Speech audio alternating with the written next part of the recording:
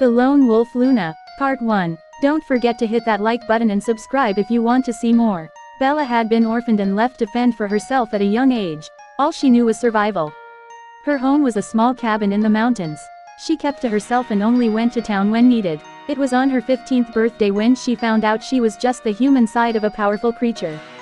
Her other half was a giant silver and white wolf named Faith. Faith was strong and quick. One day while fishing, Bella caught a strange smell in the breeze. She knew the smell well. It was a rogue. She fought them before. She never backed down, and she never lost. She packed up her stuff and hid them in a notch in the tree she was sitting next to.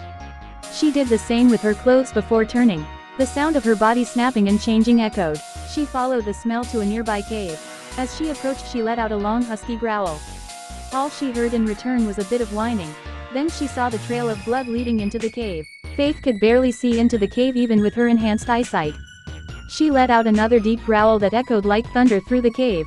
Only whines could be heard in return. Faith decided to walk in further. She wasn't sure why. Maybe this other wolf needed her help. That's when she saw him. He was laying to the back of the cave. Faith could smell the blood and something else. All Faith could think was, mate. She had to help him. She just didn't know how. She crawled closer to him so he would know she wasn't a threat. His wounds didn't look good at all. That's when she realized they weren't alone. A she-wolf came out from behind him, growling. Was this the one that hurt her mate? Faith couldn't let them get away with it. Faith took a stance between the two, to let this other she-wolf know she couldn't get to him again. She had to protect her newly found mate with everything she had. The other wolf didn't even try to attack. They just laid on the ground and whimpered. Then it changed into a beautiful girl. And she cowered down, as though trying to hide. She cried out, "Please don't kill my brother. I beg you." Then all at once she passed out. Faith and Bella both agreed they had to do something to save them. She needed to start by getting them clothes. Faith covered up the cave and made her way back through the forest. She stopped every so often to sniff around for anyone following her. It wasn't until she was sure that no one was there, that Faith went straight to the cabin. When she got home, she gathered up everything she needed to help her mate, and his sister. After she got everything, she made her way back to the tree, where she left her clothes. She was able to grab almost everything she needed, between the cabin and the tree. All she needed now was some firewood, and some deer, or bear meat to make a stew. She took a different path back to the cave, staying alert for any signs of others. When she was sure it was clear, she went straight for the cave. When she got there, a surprise was waiting. The entrance was uncovered and a stronger smell of rogue was making Faith sick. Whoever it was, must have followed her mate somehow. So she dropped everything and ran inside. Once again, she was ready to fight. This had to be the rogue that attacked her mate. He was big, but not as big as Faith. Faith was able to take the rogue by surprise, throwing him into the cave wall. She leapt on top of him before he could recover. She sank her teeth into his shoulder, missing his neck by inches. The rogue howled out in pain, scratching and clawing at Faith. He was finally able to push her off and ran from the cave. Faith wanted to give chase, but knew she must tend to her mate's wounds, and prepare dinner for him, and his sister. She still needed to find meat for the stew. But for now, she cleaned up the two, bandaged them, and dressed them. It only took about a half hour, but Faith found her bear. Another 5 minutes, and she was dragging it back with her. When she got back, she cut the meat up, and put what she could in the stew. She put more on a fire, and hung more to cure. When she was done, she noticed the girl was awake. She was just staring at her in amazement. How did you cut that meat with no knife?" she asked.